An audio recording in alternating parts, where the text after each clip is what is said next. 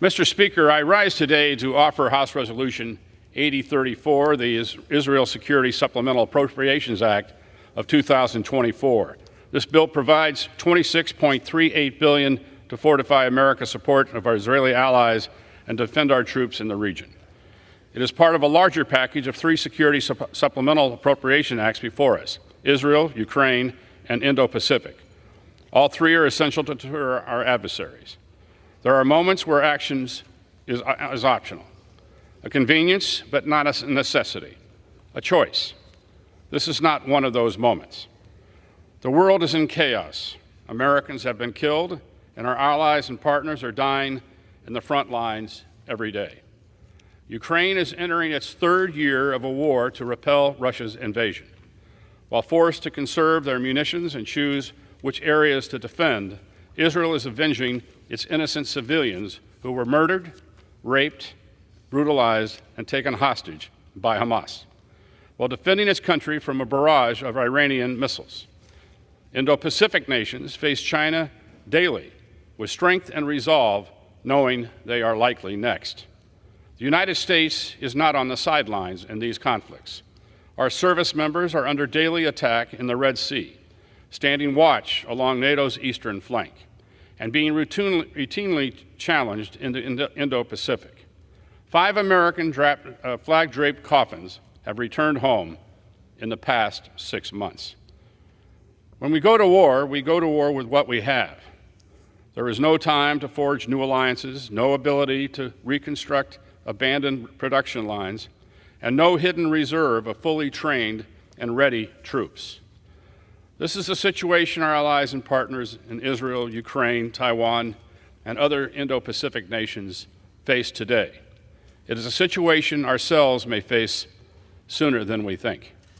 Xi, Putin, Khamenei, and terrorist leaders will not back down unless met with a strong and resolute America, standing shoulder to shoulder with our constellation of allies and partners.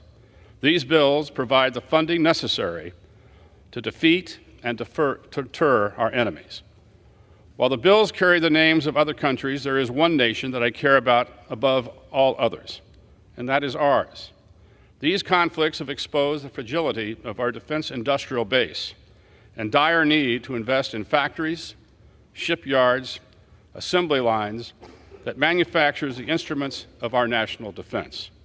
In recognition of this fact, over $59 billion across these bills go into our defense industrial base, including $3.3 billion to supercharge a submarine industrial base, $29.5 billion to replenish our stocks of U.S. defense systems and services provided to Israel, Ukraine, and Taiwan, $1.13 billion to expand procurement and development of artillery and critical munitions.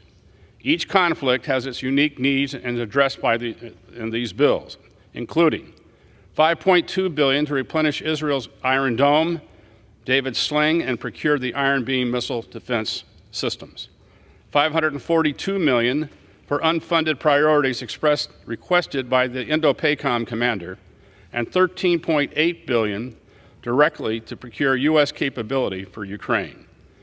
Our servicemen and women across the globe are being asked to operate at a wartime tempo to track, respond, and engage emerging threats.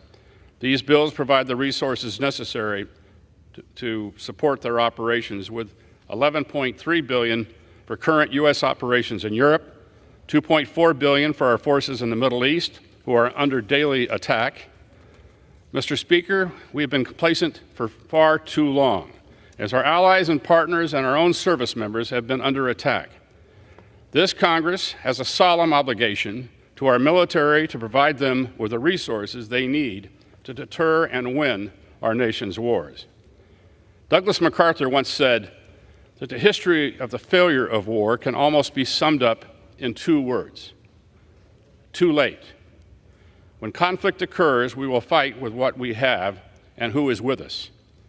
Mr. Speaker, I encourage my colleagues to vote yes on these bills to ensure our military readiness and revigorate American defense industry. I encourage them to vote yes to reinforce our Israeli, Ukrainian, Taiwanese, and Indo-Pacific allies and partners. I encourage them to vote yes so that future generations may write on what we did here today. They weren't too late. Thank you, and I reserve the balance of my time.